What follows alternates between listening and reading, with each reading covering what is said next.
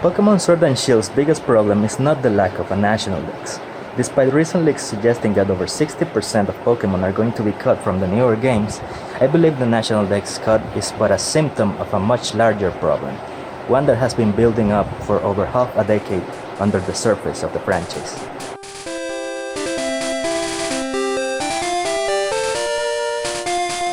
Junichi Masuda, in response to the outrage that started by the announcement that not all Pokemon would be included in the games, cited two main reasons for this decision: gameplay balance and higher quality of animations and visuals.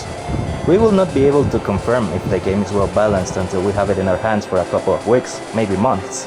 And despite me being unable to believe that the same people who thought Mega Rayquaza was a good idea are going to balance the game well, I'm going to give them the benefit of the doubt in this part.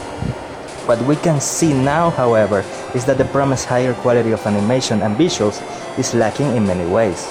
There are various minor graphical glitches and ugly textures. That isn't to say that this game doesn't look good.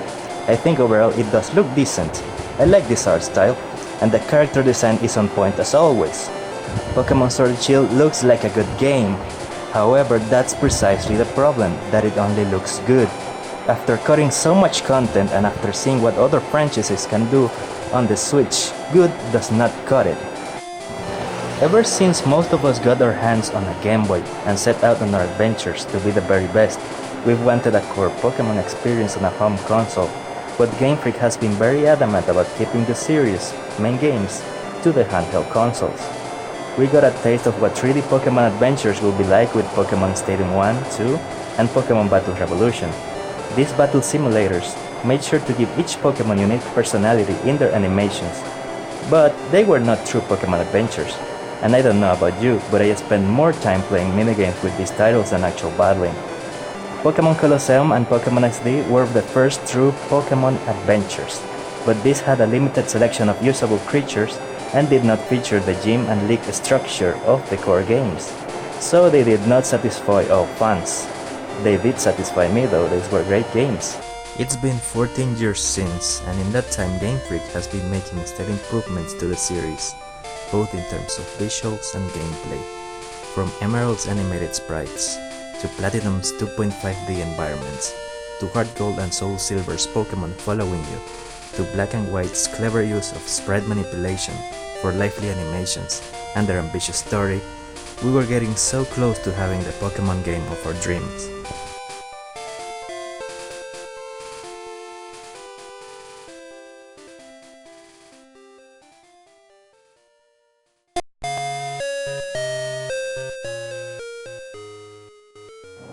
With Pokemon X and Y, Game Freak created 621 future-proof 3D Pokemon models. This means the models had an absurd amount of polygons, making sure they could be used for future high-definition games by only updating the textures.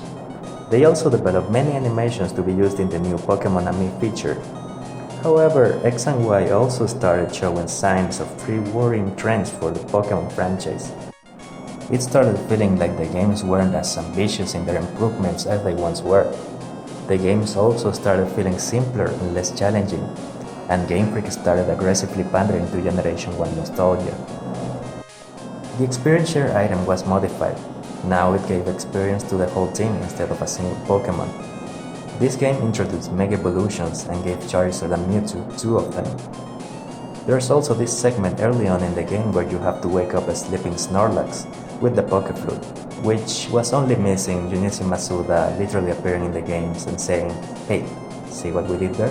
The postgame was reduced to a simple side quest, mostly set in the game's main city, compared to previous games that used even complete regions as part of their postgame content.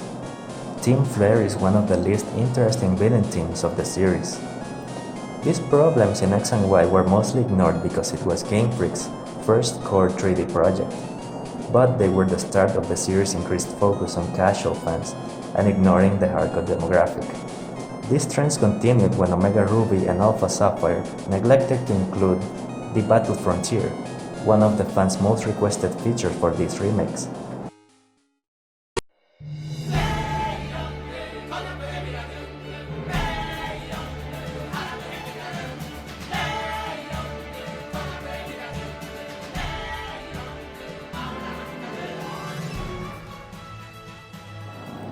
Pokemon Sun and Moon were a breath of fresh air. They introduced new ideas and interesting concepts to the series, but they accentuated all of the problems I previously mentioned. It was only Generation 1 Pokemon that got Alolan variants. These games also kept simplifying the gameplay by pointing out which of your attacks was super effective, without you needing to memorize the type matchup chart, which was nice, but an option to turn that off would have been very welcome by the hardcore community. The experience share was still game breaking, and tutorials were lengthy and unskippable. Ultra Sun and Ultra Moon came 1 year later, with barely any improvements. It was the first time I felt that sequel games of a Pokemon generation were not worth buying. Just a bit before Sun and Moon, Pokemon Go was released, and Game Freak became acutely aware of the power they commanded, the power of nostalgia. The revenue increased significantly, all because of a simple phone app. Pokemon Go was a really good thing in general, because it let people come together and enjoy the series that brought them so many good memories of their childhoods, especially for those who, for one reason or another, had been disconnected from the series. However, for the core games, this set a paradigm.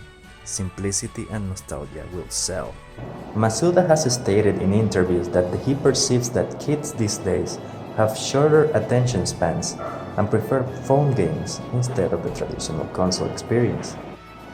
It's hard not to attribute this opinion to the success of Pokemon Go and to the relative commercial failure of Black and White. The games, I would argue, are the most ambitious entries in the franchise. These trends are precisely the opposite of what the core fanbase wants. We want complexity and we want innovation. Despite all these setbacks, the core fanbase still believed that Game Freak would deliver a high-quality Pokemon game. Even after 5 years of increasingly mediocre products, we saw a shining beacon of hope.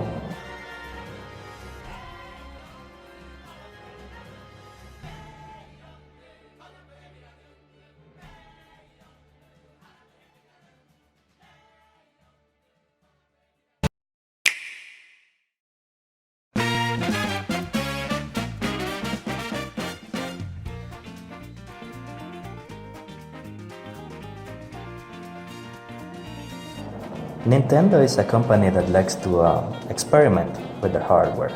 Sometimes it works, sometimes it really doesn't. It feels like Nintendo is secretly a shonen protagonist because every time it looks bleak for the company, they pull out some bullshit and their next console turns out to be great and sells like pancakes. The disaster of the Virtual Boy was offset by the Nintendo 64 producing some of the early masterpieces of the 3D gaming era. The low-performing Nintendo GameCube was succeeded by the money-printing Wii, and do I really need to talk about this one? Nintendo learned from all of the mistakes they made on the Wii U, from marketing, to initial game library, to functionality, to third-party accessibility, and used that to make the Switch one of their biggest successes. Everyone wants every game on the Switch because it's such a convenient console. You can play games from the toilet, without having to have a giant chunk of plastic within 1 meter of said toilet. I still love you, mate. And it's not only the hardware that's amazing. It seems that every major Nintendo franchise that has made its way to the Switch has gotten a special care and attention from their developers to ensure that they make a game worthy of being called the best in their series. Let's take a moment to see what Pokemon Sword and Shield Spears are able to do on the Nintendo Switch, shall we?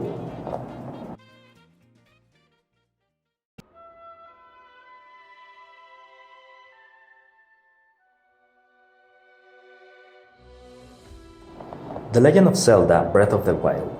It was conceived by rethinking the notion of what a Zelda game really is. They broke down the series to its core elements and built it back up as an open-world adventure that brings the sense of exploration that the original game tried to make us experience back in 1986. It has a huge world to lose yourself into and a dynamic gameplay system that encourages experimentation and adaptability.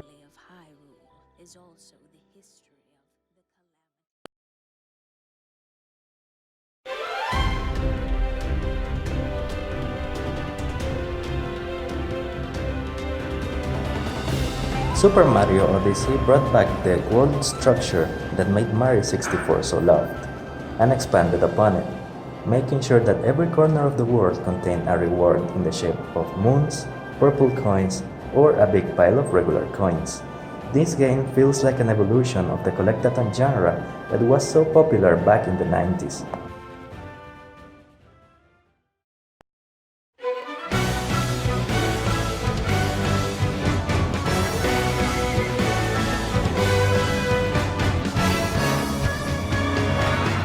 Xenoblade Chronicles 2, a true JRPG showcasing in its grand story the mix of fantasy and sci-fi the series is known for, pair that with a lot of customization options, both in and outside of battle, a lovable cast of characters, a great gameplay, and a massive world to explore with great music to accompany it.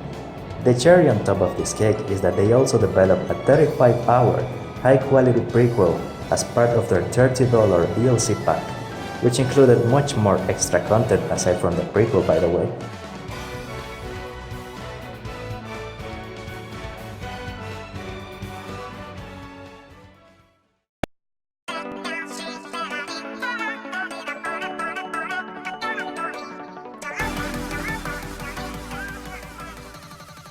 While the base game of Splatoon 2 is an improvement over the original, it's with the Octo Expansion DLC that we can see some amazing and challenging level design, courtesy of the Splatoon dev team. It has a heart-pounding risk versus reward mechanic by having you pay in-game currency up front before attempting to clear each level, despite not knowing how hard each level is. And trust me, there were some hard levels in this DLC. Add to that additional lore for the Splatoon universe, more online game modes, and 2 years of Splatfest support, and you've got quite the experience in your hands.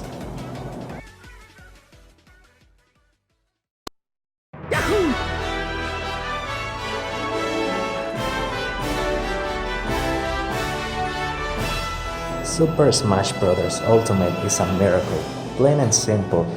Sakurai managed to get all the fighters who had previously appeared in every other Smash Bros. Game, including some hard-to-secure nuggets, like Snake and Cloud. And on top of that, managed to craft a fast-paced, balanced platform fighting game that is a joy to play, with even more characters on the way, and Sakurai's team supporting the game with balanced patches, and him pouring his soul into this game, which is understandable, since this was the last project Iwata entrusted to him before his death. I cannot see a future Smash game being crafted with more love than this one.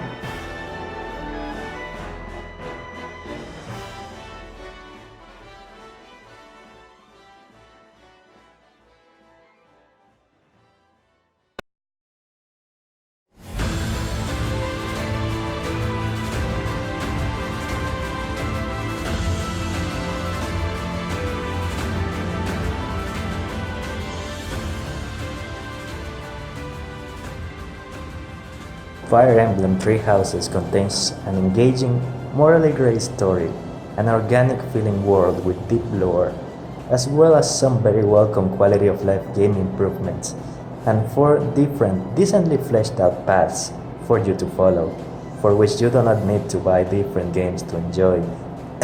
Fates. Foudland's interesting story, social structure, geography, and flawed yet charming characters make this game capture the tragic nature of war like no other title of the series I've played.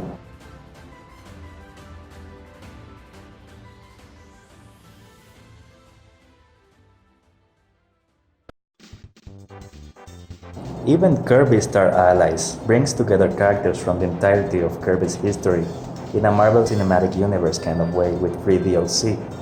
And it seems Animal Crossing New Horizons is going to get that same royal treatment. I can't say for sure for Metroid Prime 4, but the fact that they restarted the project and handed it over to Retro Studios in order to improve the quality of the product says plenty about Nintendo's attitude towards the quality standard for games that they're going to allow on the Nintendo Switch. Let's go back to Game Freak now. Pokémon Let's Go was Game Freak's first game for the Switch, and it was always seen as a sideshow. It's a remake of Generation 1, featured very simplified mechanics. Experience share was always on. You did not have to memorize the type matchup chart in this game either. Held items were gone, and it adopted a Pokemon Go style of catching Pokemon. Needless to say, this was the biggest example of what Game Freak has learned in the last half-decade: simplicity and nostalgia sell. After 2 generations of decreasing gameplay complexity and gameplay customization options, and 6 years of nostalgia pandering, it was hardcore fans' hopes that the next core Switch game would take them into account for once. The casuals already had plenty of games. It was time for a true Pokemon adventure, worthy of being on the Switch, along with other great games. A deep, complex battle system that leaves the simplicity of Pokemon Go behind and refines all the elements that make Generation 7's competitive gameplay engaging. Maybe add some new Mega Evolutions to the Pokemon that need it, but overall build on currently existing mechanics and expand them to create a great experience for both casuals and core fans. So, Game Freak is developing a Pokemon game for one of the most successful Nintendo consoles yet. They've already had experience in HD development with Pokemon Let's Go. They have future-proof models of over 800 Pokemon that they can easily port to HD consoles only by updating the textures, and they've been pandering to casual fans for a long time, while core fans have been voicing that they want a more complex, more difficult game that caters to them as well. This is Game Freak's chance to win the core audience over, and it wouldn't take much, just some options to customize difficulty and refining the mechanics that they currently had. Maybe making breeding a competitive team easier, but what does Game Freak do with this golden opportunity?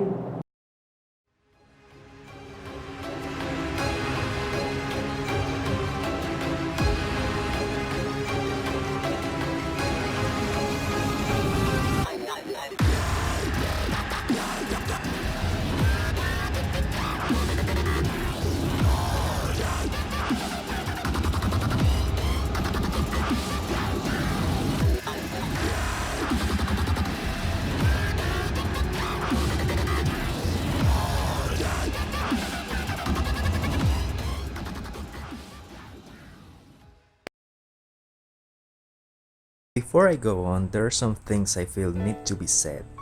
Harassment is never justified. The harassment Masuda has been receiving because of this controversy is simply deplorable. I do not condone that. I'd like to think that we, Pokemon fans, are better than this. The same goes for people you disagree with. Just because someone is excited for these games, it doesn't mean that they're a Game Freak shield. Another issue is that recently, the gaming industry has adopted a toxic mentality for overworking their employees to get a product finished at all costs. I do not condone this either. I don't think Game Freak should overwork their employees to satisfy the whims of the fanbase. What I do want to say with this video is that we as consumers should be thinking critically if this game is worth the $60 price tag that it now has. Despite the promises that these games were going to focus on giving higher quality of animations and graphics, we're not getting any of that, and these games amount to enhanced 3DS Pokemon games. Pokemon is probably the only series popular enough to get away with such a thing. Or can you see the improvements that were mentioned to be the reason for all this cut content? There are some impressive attacks, yes, but if all you have for double kick and tail whip are simple wiggles and model rotations, I cannot consider that a big enough improvement in animation that justifies cutting so much content, including attacks. If you're reusing animation assets for both Pokemon and NPCs, I don't see why you had to cut a large number of Pokemon that were already animated. You weren't even going to improve on their idle animations, even though you have plenty to choose from the ones you already made. The wild area, what's supposed to be one of the game's selling points, is filled with low quality assets.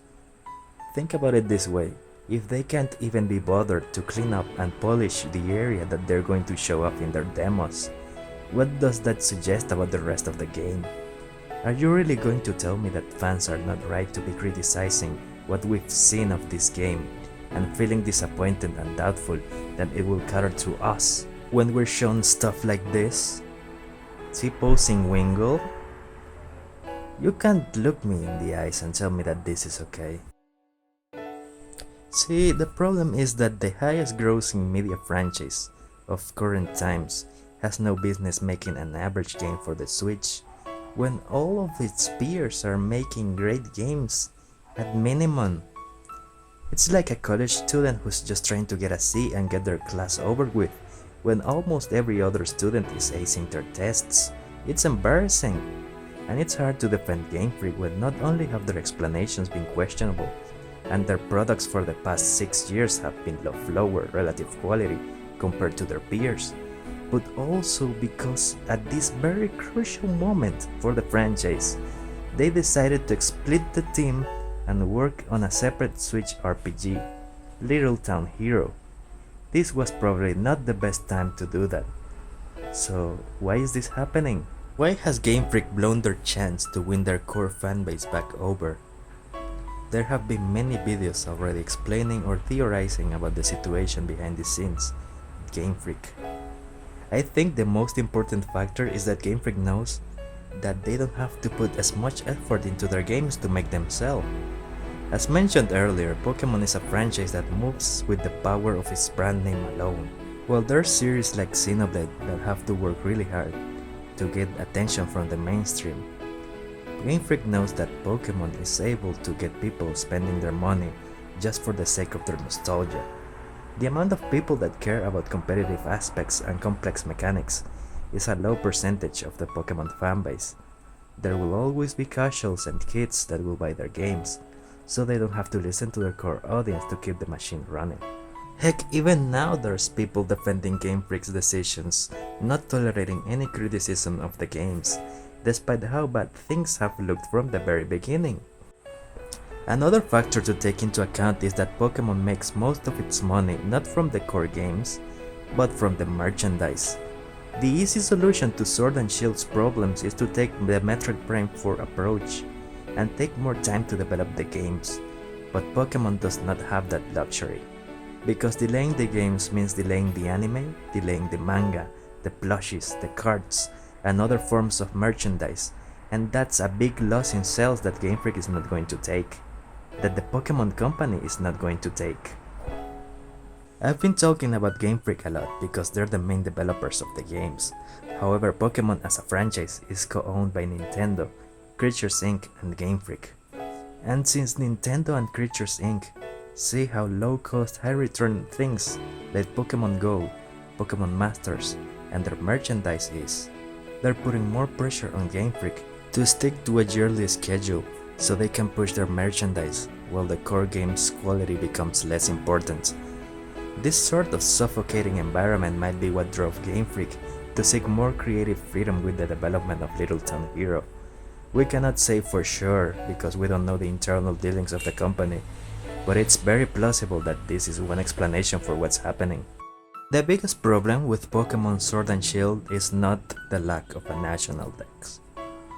The biggest problem with Pokemon Sword and Shield is that their low quality product and the circumstances surrounding Game Freak's decisions and the lies they've told to protect their public image have lost them the trust of the core Pokemon fanbase, in a time when other studios have been creating the best games they've ever produced for the Switch, games that are love letters to their fans, in stark contrast to the indifferent and neuter game that Pokemon is shaping to be.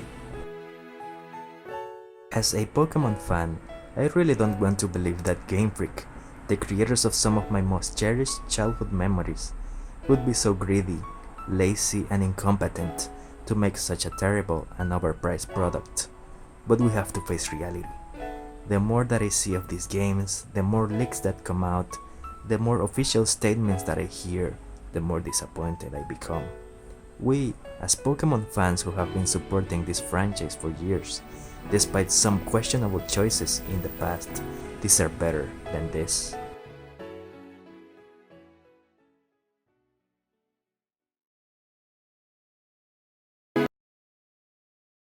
But looking at it from the brighter side, maybe we cannot count on Game Freak making a game that appeals to its core fans, or a really good game at all.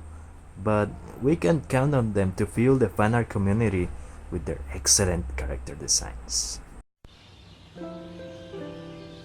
And that's it. That's all I had to say about this issue. I didn't cover everything in the detail I wanted to because this is one of my first video projects. However, I think I said everything that I wanted to get off my chest before the release of these games. There's plenty of videos and posts on Reddit and sources if you're interested in knowing more about the situation with Game Freak, some evidences about the things I said, and if you want to dig deeper into the history and the current status of Game Freak as a company. I will leave some links in the description down below so you can continue your own research and decide for yourself what you think about this issue.